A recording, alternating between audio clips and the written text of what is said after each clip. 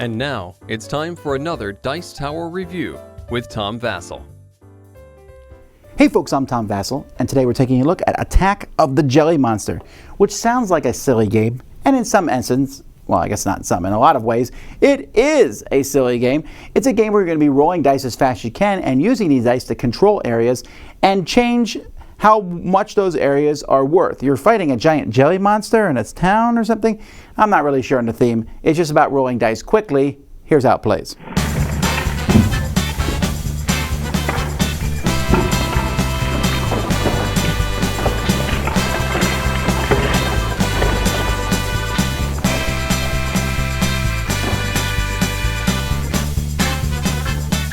This is the board set up for 5 players. You can actually play with 4 or 3 players. You'll use a smaller board, which will have less of these outside prongs. And if you're playing with a 5 like this, you're just going to put these smaller boards so that they fit in the middle here, kind of closing this up so you have a full board. You have a 10-second timer, and then you have a stack of jelly pods that are going to be placed in the middle here. Each player is going to get a bunch of dice of their color. They're also going to get an area where they're going to be able to roll their dice. These are folded and put together, and each round of the game, you are going to start having this in front of you and rolling your dice into it, then taking one of the dice and placing it at one of the spots on the board. Now, when you place the dice, you can then, before you can place another die, you're going to have to pick up your dice and re-roll. And you can re-roll as many times as you want, and when you place a dice out. Now, when you put a die there, if it's a 5 or a 6, nothing happens. If it's a 3 or 4, you can take this slider here, there's a target marker, and you can move it 1 in any direction. Okay, so it's going to be moving, these are going to be moving around. If it's a 1 or a 2, you can take someone else's die there and throw it in the middle. And that's it. As soon as one person's is done with all their dice, they're going to flip this timer in the middle, and they're going to place this around the dice in one of the sections, which means no one else can put dice there, and everyone else now has 10 seconds to put out the rest of their dice. At that point, you're going to score. If there is, so let's say these dice are here at this spot. Well, any dice that are the same number are removed, all right? And then you count the pips of the dice that stay, and whoever has the most is going to win the award there, if it is an award or not. And these are different, by the way. You can turn these over and put them on 2 different sides. So it depends on where the marker is. So if the marker's down here, whoever has the most pips is going to get 7. Here they get 1. Here they get 0. On this one, you get the reward of the one next to you. On either side of this, you get the reward of both of them. Some of them are going to give points to first and second place.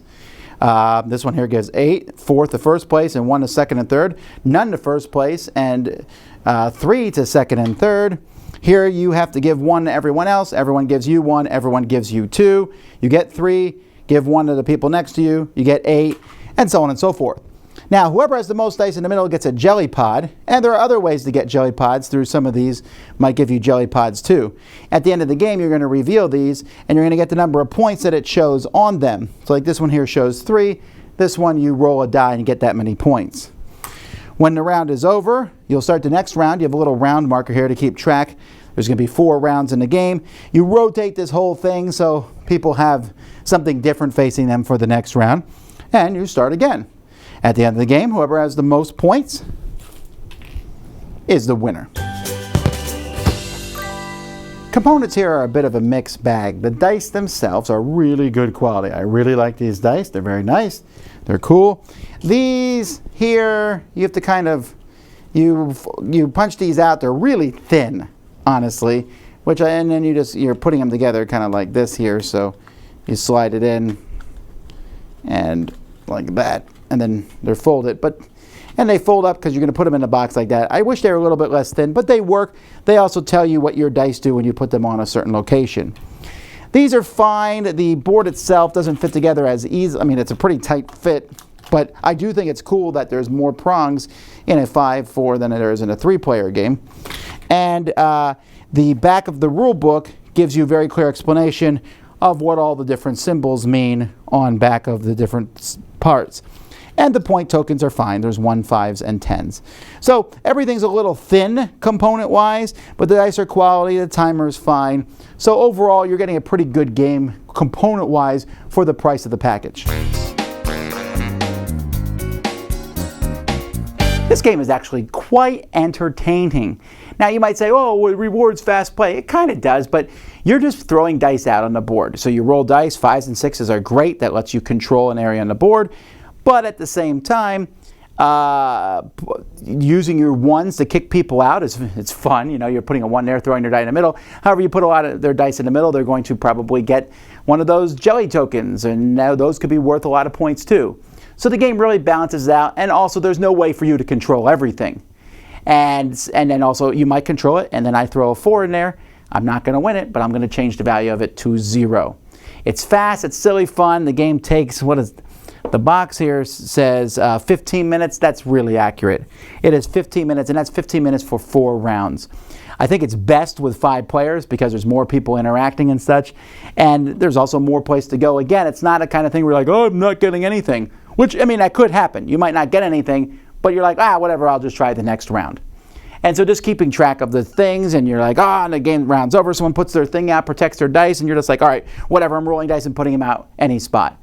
And if you do that, so let's say someone rolls dice and just puts them out willy-nilly, not thinking they're probably not going to win anything, compared to you carefully taking control of one of the spots. Silly. But see, silly games can be a lot of fun many times. I like it a lot anyway. That's Attack of the Jelly Monster. Dice Tower Judgment approved!